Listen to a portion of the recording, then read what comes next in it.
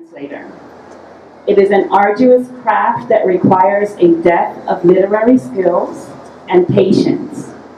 Now, while I can eventually learn those literary skills, it's the patience and long attention span that I cannot.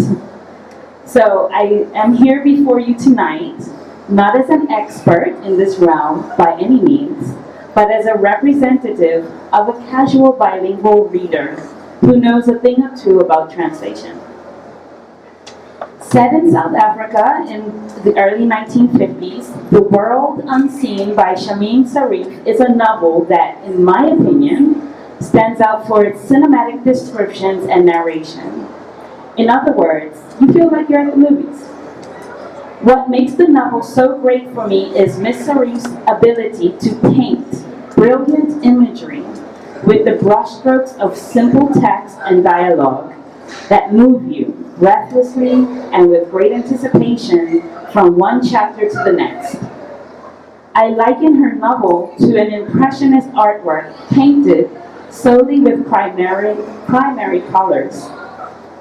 Secondly, the author describes emotions so well that the reader immediately identifies and empathizes with the characters.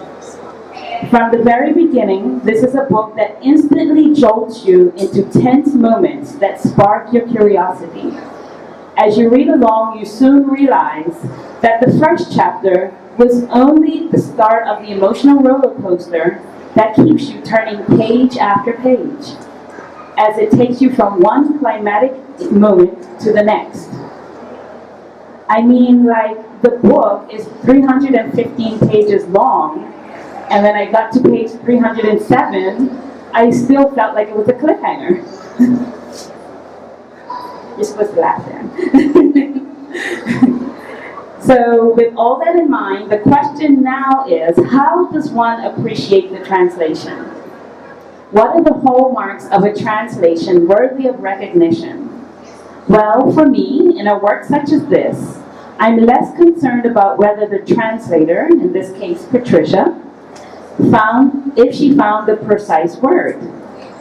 As an accidental translation critic, I am more interested in finding out if the reader of the translation experiences the same emotions, the same thought, the same context, and the same writing style as the reader of the original text. That, to me, is my litmus test.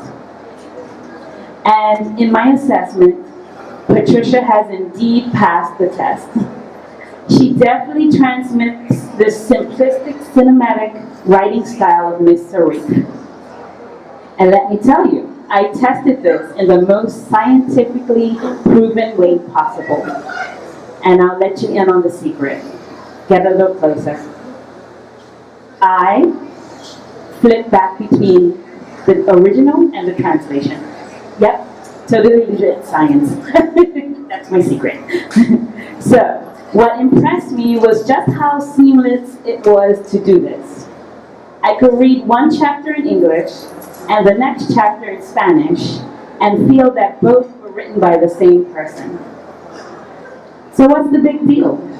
That can't be too hard, right? Wrong.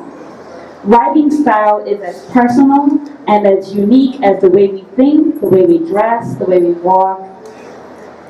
To find someone who shares your style is special, but to echo the style of the original author so flawlessly is a feat worthy of admiration.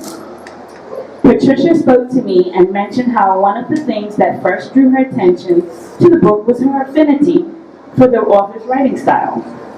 And I have to agree.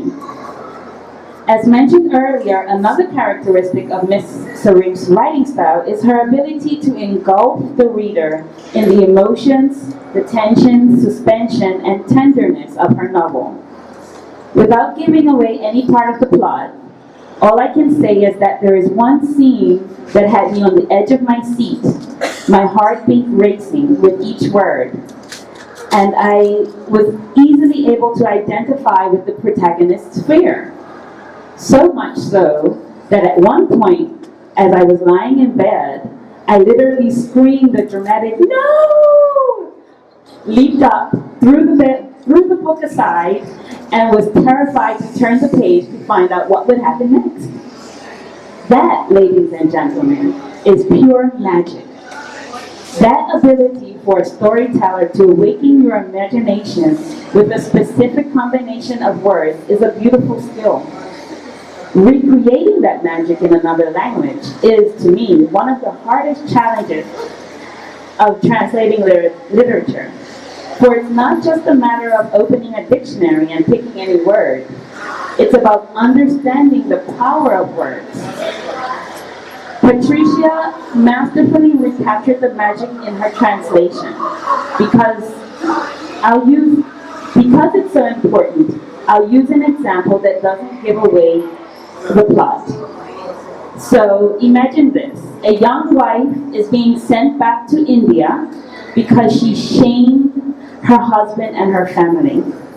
Before leaving, she begged them to let her take her firstborn son back with her. We are now at the train station, and her husband has accompanied her and her 2 children as they board the train. The husband is standing outside on the platform,